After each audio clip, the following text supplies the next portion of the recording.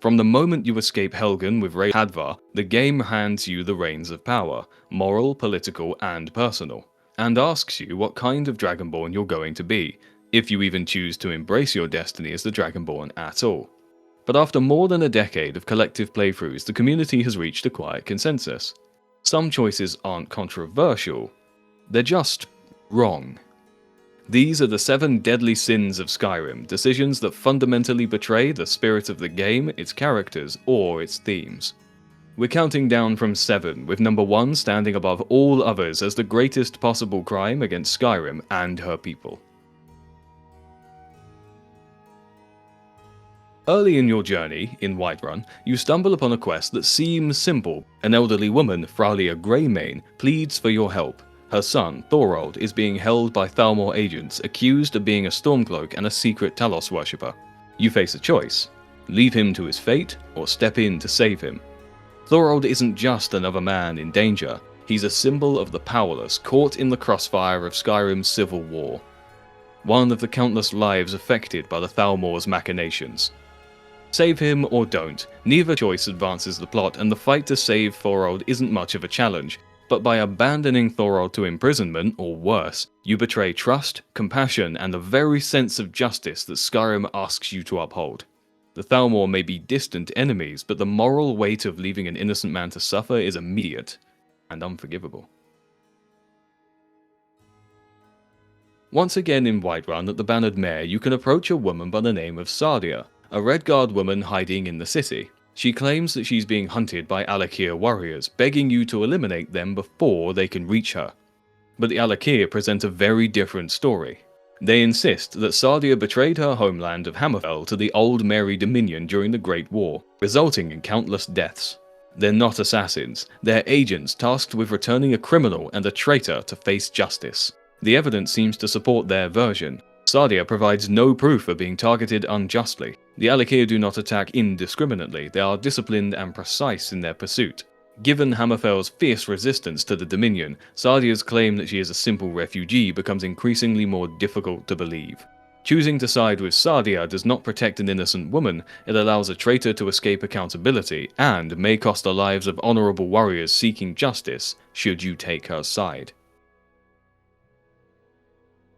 Cicero enters your story as an unsettling figure, a jester transporting the Night Mother's coffin to the Dark Brotherhood's sanctuary near Falkreath. He's loud, unstable, and deeply unnerving.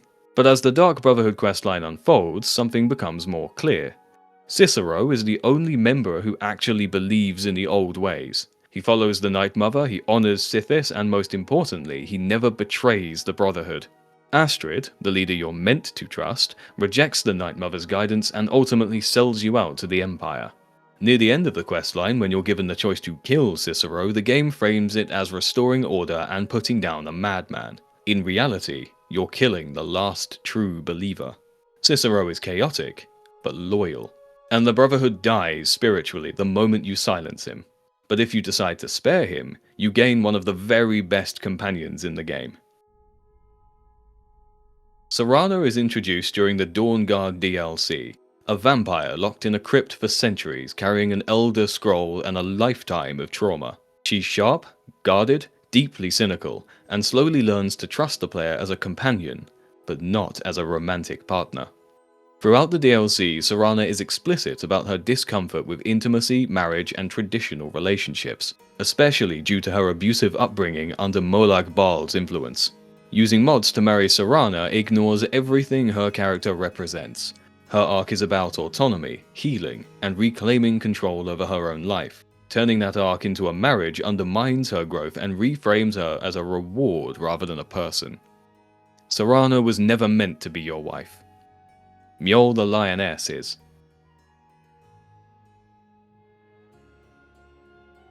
Barbas is the talking dog companion of Clavicus Vile, the Daedric Prince of Power, Trickery, Wishes, Serenity, and Bargains.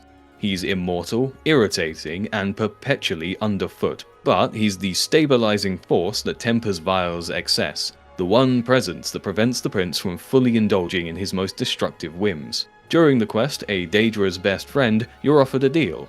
Kill Barbas and receive a powerful artifact in return.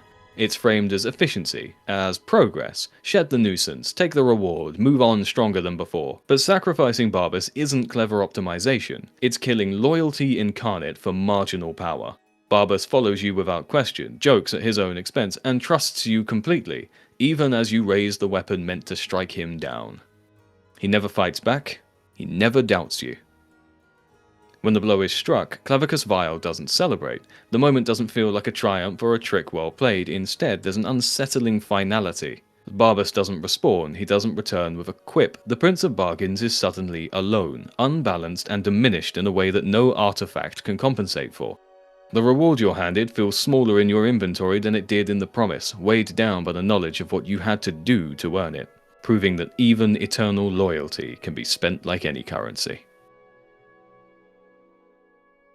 Kodlak Whitemane is the harbinger of the Companions, a legendary warrior whose reputation is matched only by the quiet regret he carries. He joined the Companions' inner circle seeking strength, but came to loathe the lycanthropy that bound him to the Daedric prince Hircine.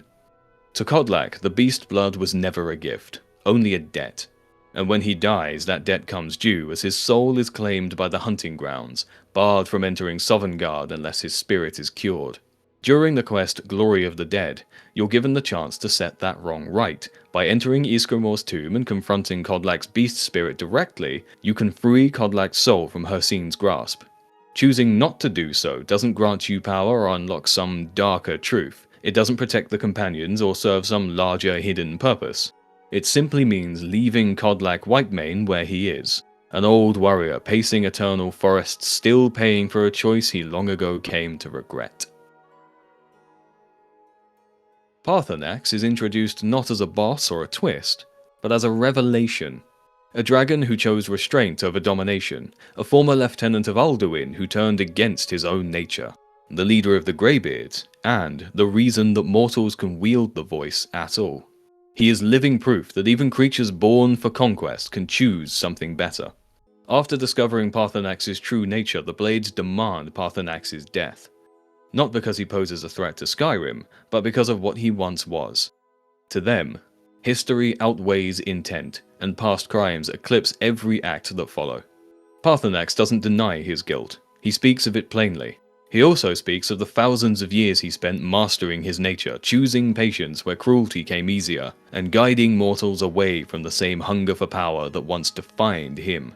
Killing Paarthurnax isn't justice, it's a statement. That redemption has an expiration date, that effort matters less than origin, that change, no matter how complete, can never be enough. If you kill Paarthurnax, you don't make Skyrim safer. Alduin is already dead by the end of the main quest, the world is saved.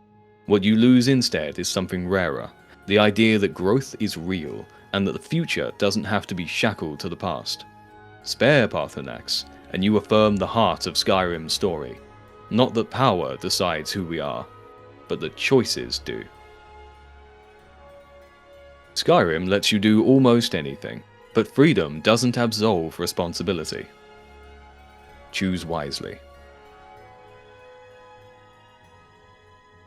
Thank you all so much for watching. Check out the link to the check out the link to the Discord in the description below.